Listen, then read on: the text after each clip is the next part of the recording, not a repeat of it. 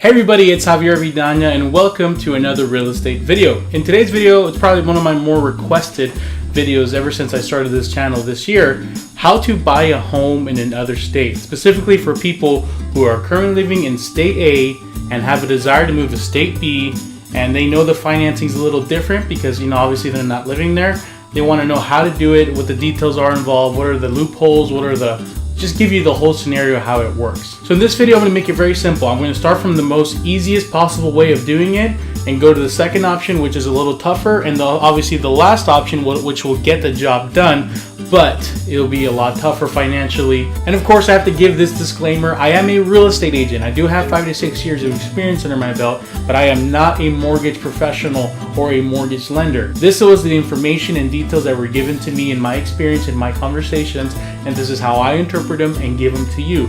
If you want the best possible explanations, please contact a licensed mortgage lender. Every state has their own first-time home buyer loans. They have their own, different kind of programs that get people involved in. And for the most part, if you want to use some kind of first-time homebuyer program or just a regular FHA loan, anything along those lines, you need to be a resident and have a job in that state.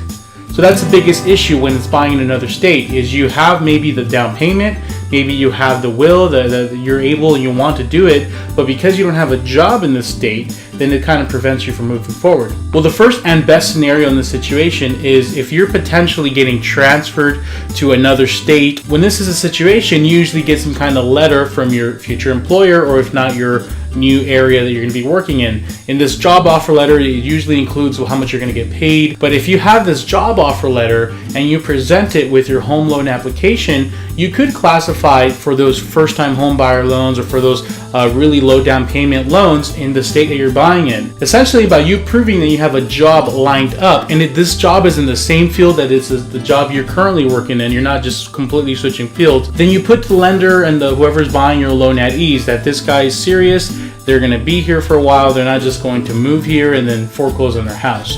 So that's the best case scenario. Basically, not a loophole, but you can get around the whole buying out of state. So this can be a little tricky for those that don't have anything lined up. So what I recommend for you guys is talk to your employer. Maybe they have a satellite office, or they have a different branch, or they have a location based out of the state you want to live in.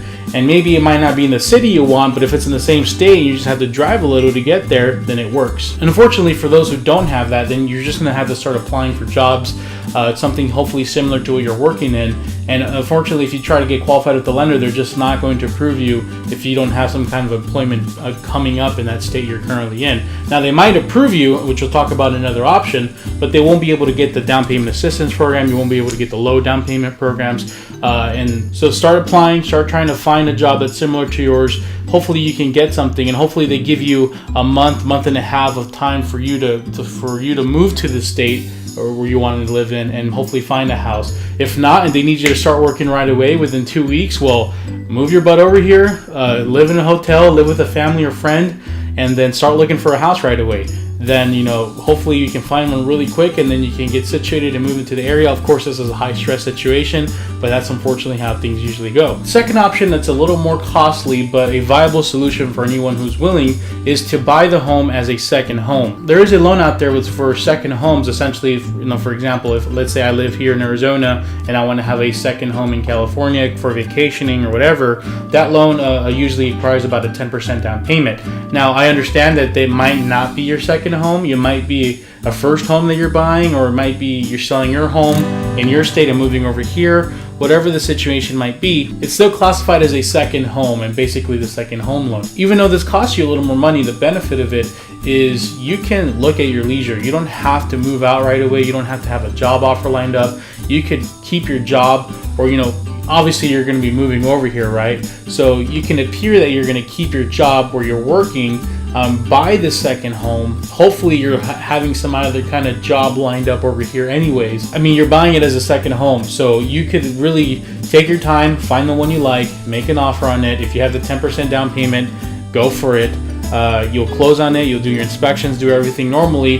The house will close here, it'll be nice and done, and you can take your time moving over here to move out of there as soon as you're able to move over here. However, with this, you can technically waive the whole find a job in your state of the whole thing, because I mean, you could qualify if you have a good paying job in your state and it pays well, your credit's decent, you'll qualify for this program, and there's no stopping them from you leaving your job within a few weeks or a month after it closes, so then you can move over here and you have your house lined up. Now, the tricky thing is you have to find a job right away, because obviously you want to pay your payments on time. But the good thing is when you buy a home, usually your first payment isn't due about a month and a half out. So please, if you are going to do this, have some savings saved up. Make sure you have some job offers hopefully lined up. But then again, if you have a job offer lined up, then you could probably do the first option. It wouldn't be so tough. And finally, the ultimate option for you is you can do a normal investment purchase. So you're allowed to purchase in whatever state you want with a normal 20% down loan. Of course, they'll check your credit, they'll check your income, they'll check everything. But as long as you got 20%, you can buy wherever you'd like. So definitely it isn't easy. However, it is a viable option for somebody that has a down payment, is not in a rush to move to another state, and you want to get it done. You're technically buying it as an investment, so you're buying it as so you wouldn't be maximizing on some programs up that might be potentially there for you for primary occupants. However, if you have the money, you have the down payment, maybe you won the lottery, maybe you have some extra cash lying around, then this is a good option for you. Buy the home, pay 20% down. Once again, like the second option, take your time moving to the new state and making it happen. Now, of course, my conclusion here is not everybody has 10 to 20% down payment lying around. But if you do, good for you. You definitely can take your time. You can do option 2 or option 3. But if you're like most people, if you're buying in another state, you want to basically utilize either a first-time home buyer loan, or you want to utilize some kind of low down payment program. Well, you're going to have a job offer lined up before you decide to make an offer or move forward on something. The tricky thing, obviously, like we discussed, is the timing of everything. You want to make sure your job offer allows enough time for you to find a home and close on it, so that way you can move over there, you have a house ready, and you have the job ready. If your job requires you to start working sooner, then you might have to come over here sooner and then haul butt and try to find a house right away. Whatever option you do choose, you do have the option to refinance, and if you talk to a lender, they always pitch this to you where you say, well, you can put 10-20% down, but you could always refinance once you find a job here and you can live comfortably. I'd say watch out. You never know, the interest rates could go up higher than they are already. So even though you could refinance down the road, it might cost you a little more money to refinance to the loan that you want.